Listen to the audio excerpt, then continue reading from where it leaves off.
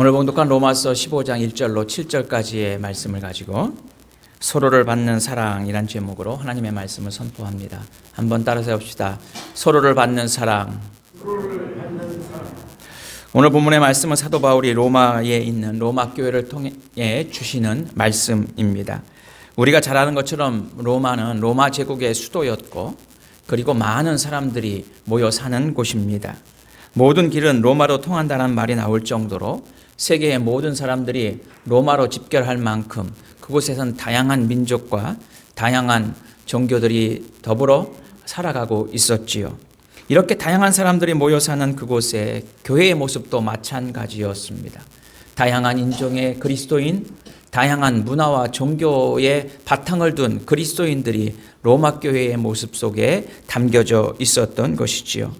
그럼에도 불구하고 이같이 모든 사람들이 다양한 출신과 그리고 서로의 배경이 다름에도 불구하고 그들이 그리스도 교회에 함께 있는 것으로 공통점을 찾는다면 그것은 무엇일까요?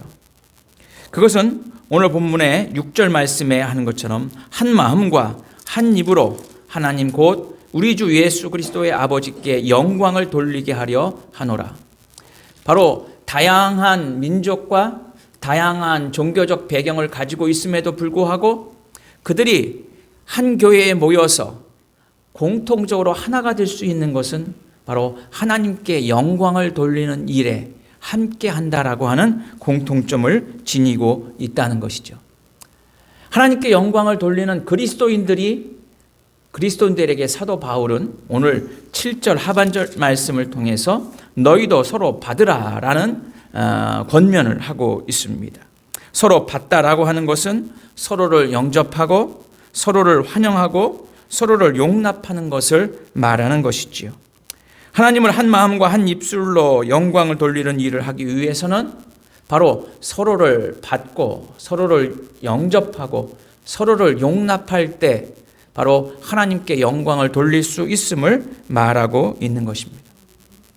우리는 흔히 하나님께 영광을 돌리는 것은 마치 다른 사람들과의 관계는 무관하고 내가 하나님과의 관계만 온전히 바로 서면 되는 것으로 착각하며 살아갑니다. 서로의 차이가 있고 서로의 다름이 있고 서로의 다른 출신의 사람들이 함께 있는 교회 공동체 안에서 바로 하나님을 예배하고 하나님께 영광을 돌리기 위해서는 서로를 받는, 서로를 이해하는, 그렇게 될 때 비로소 하나님께 영광을 돌리는 그리스도인들이 될 수 있음을 말하는 것이지요. 어린아이들이 한 유치원쯤 되면 유치원에 좀 어린아이들이 보면 그런 이야기를 해요. 엄마, 나 누구하고는 안 놀 거야. 아무개하고는 안 놀 거야. 그 친구가 자신의 요구와 자신을 받아주지 않는다는 거죠. 그래서 나도 그 친구를 받아주지 않겠다는 거예요. 우리의 마음은 마치 어린아이들과 같습니다. 서로를 용납하고 서로를 받아줘야 함에도 불구하고 우리 내면의 깊은 곳에서는 어린아이들처럼 내가 놀고 싶은 사람, 내가 친해지고 싶은 사람, 내가 원하는 것을 추구하며 살아갑니다. 서로를 용납하지 않은 채 하나님의 영광을 위해서 살아간다라고 하는 것은 불가능하다는 사실을 우리는 먼저 분명히 알아야 한다라고 하는 사실이죠. 그렇다면 서로를 받고 서로를 용납하는 것은 어떤 의미일까 하는 거예요. 오늘 본문 1절 말씀에 보면 믿음이 강한 우리는 마땅히 믿음이 약한 자의 약점을 담당해야 함을 말하고 있습니다. 사람들에게는 누구나 강점이 있습니다.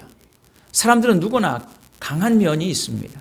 반면에 강한 면만 있는 것이 아니라 약점도 있게 마련이지요. 지하철에 보면 노약자 보호석이라고 우리는 잘 알고 있습니다. 노인 혹은 임산부 혹은 육체적으로 약한 장애인들에게 그 자리를 양보하도록 한 것이지요.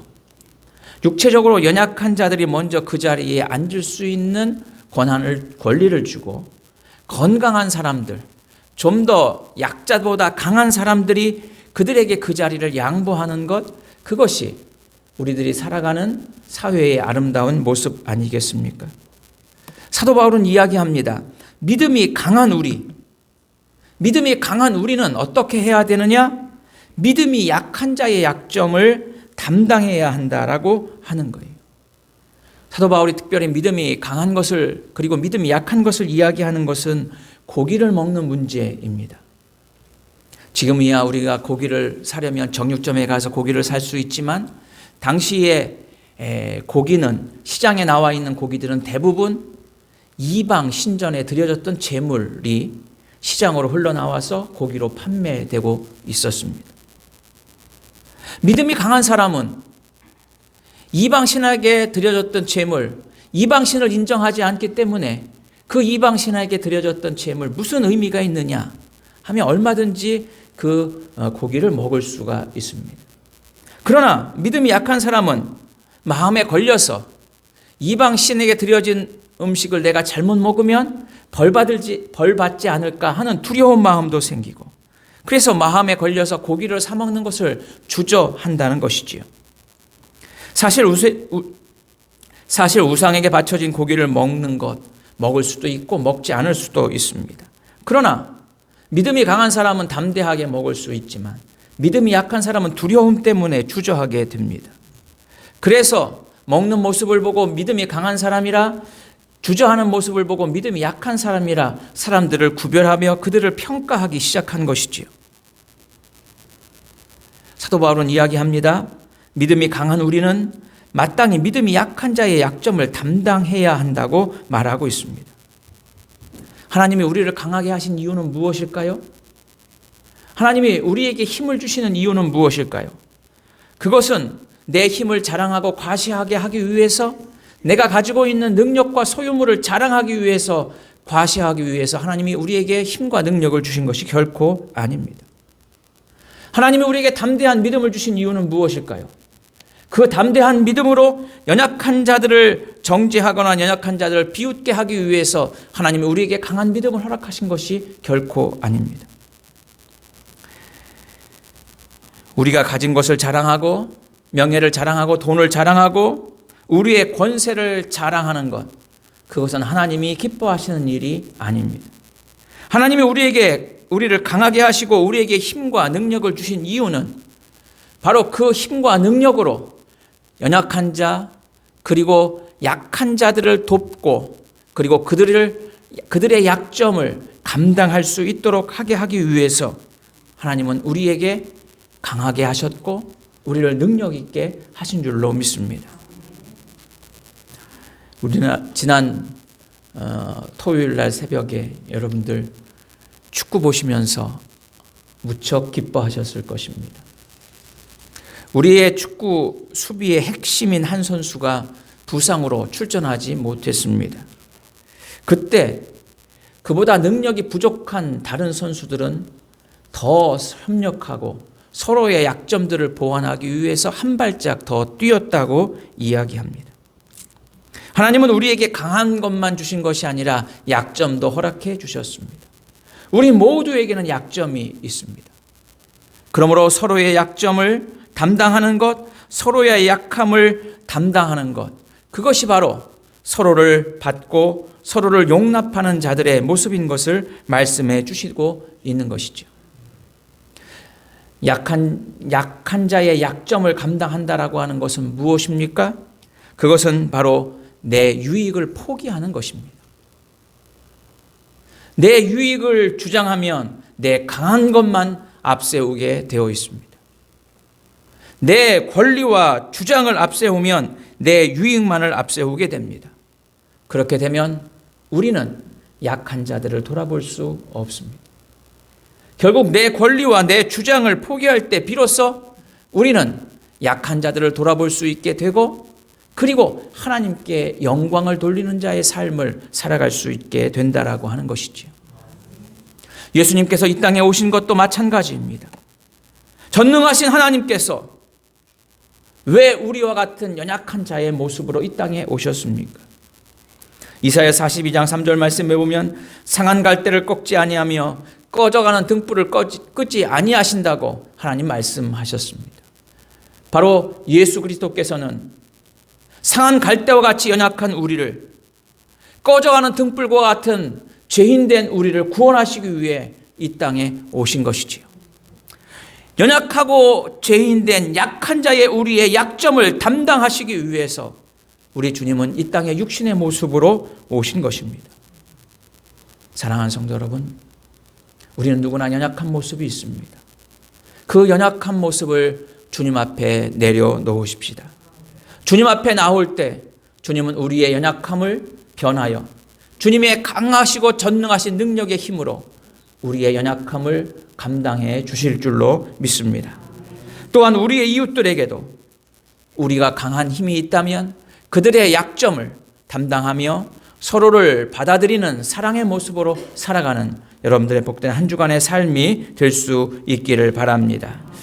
두 번째로, 서로 받는다는 것은 서로에게 기쁨이 되는 것임을 말씀하고 있지요. 1절 하반절 말씀에 보면 자기를 기쁘게 하지 아니할 것이라는 겁니다. 2절 말씀에 보면 우리가 각 사람이 이웃을 기쁘게 하라고 말씀하고 있습니다.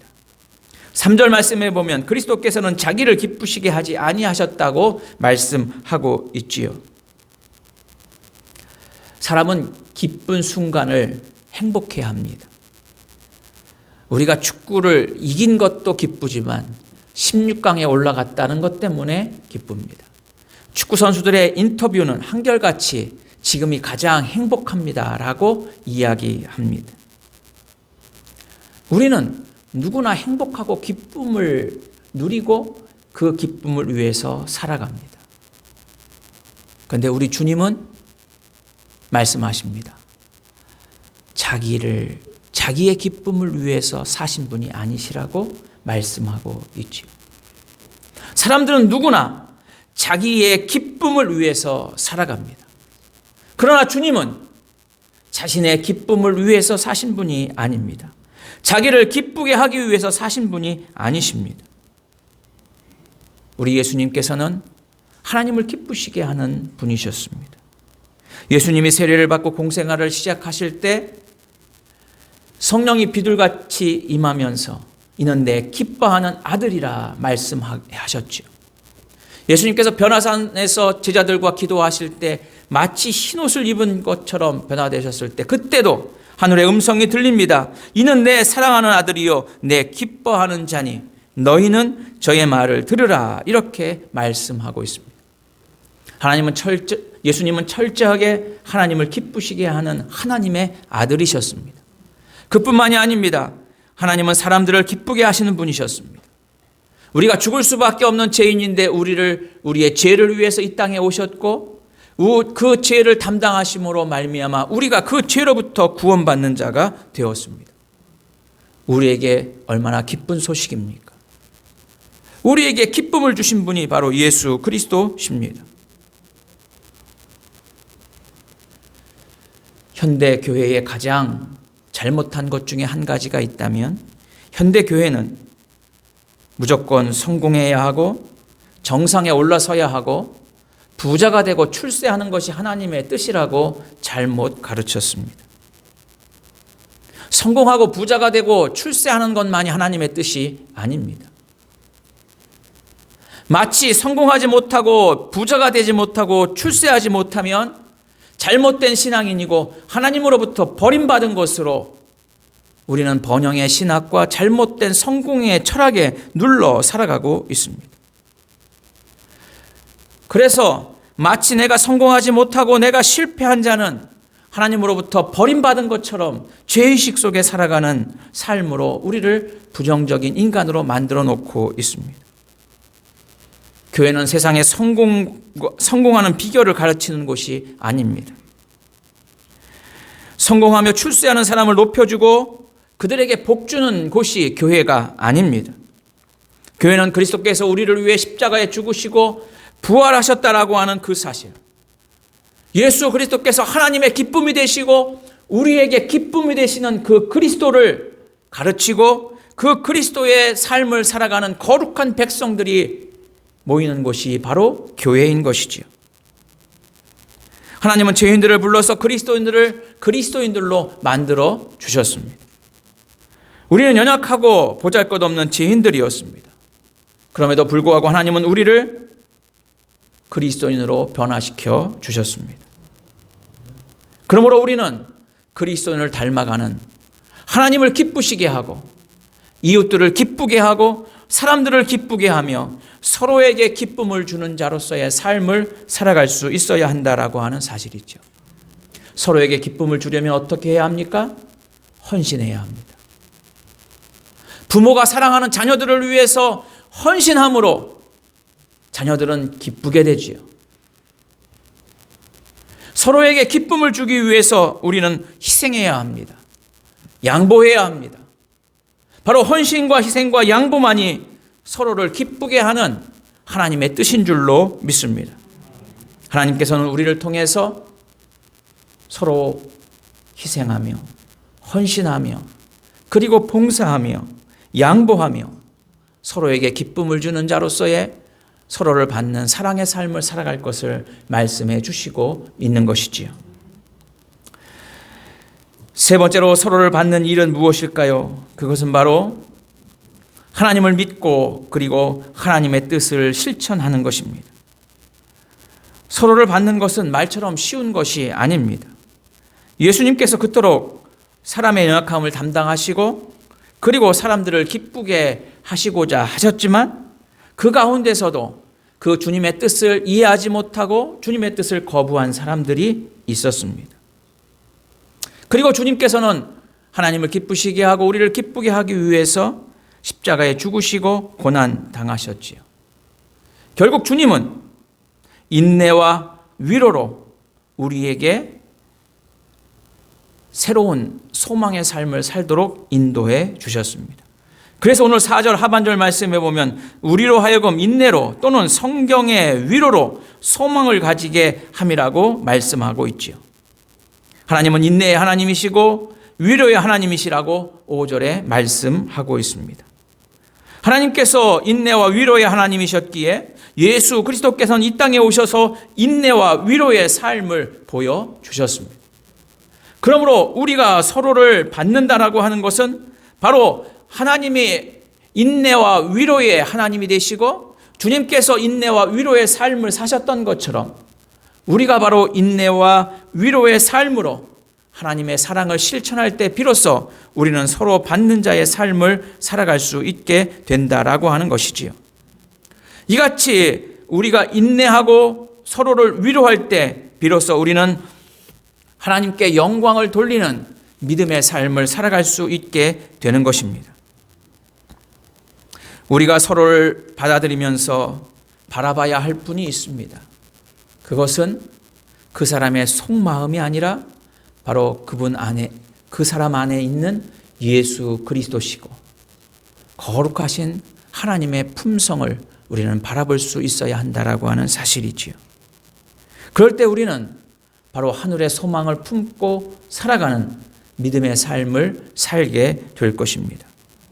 본질적인 것에선 일치를 이루나 그러나 비본질적인 것에서는 서로를 용납하고 사랑할 수 있는 것, 그것이 바로 우리 그리스도인들의 삶의 모습이라고 하는 것입니다. 하나님께서는 우리를 다양한 모습으로 만들어 주셨습니다. 그럼에도 불구하고 우리는 그리스도인이라고 한 마음과 한 입으로 하나님의 영광을 위해 살아갈 수 있도록 인도해 주셨습니다. 하나님께 영광을 돌리기 위해서 우리는 서로를 받는 사랑의 삶을 살아가야 할 것입니다. 서로의 약점을 담당하고 서로에게 기쁨이 되고 그리고 인내와 위로의 하나님의 뜻을 실천함으로 서로를 받는 사랑의 삶으로 예수 그리스도의 오심을 기다리며 예수 그리스도를 맞는 여러분들의 복된 믿음의 삶이 될 수 있기를 주의 이름으로 축원해 드립니다. 기도합시다. 참 좋으신 아버지 하나님 감사합니다. 서로를 받는 믿음의 삶이 될 수 있도록 인도하여 주옵소서. 서로의 약점을 담당하게 하시고 서로에게 기쁨이 되게 하시며 위로와 인내의 하나님의 사랑을 실천하는 복된 믿음의 삶이 되게 인도하여 주옵소서. 우리 주 예수 그리스도의 이름으로 간절히 기도드리옵나이다. 아멘.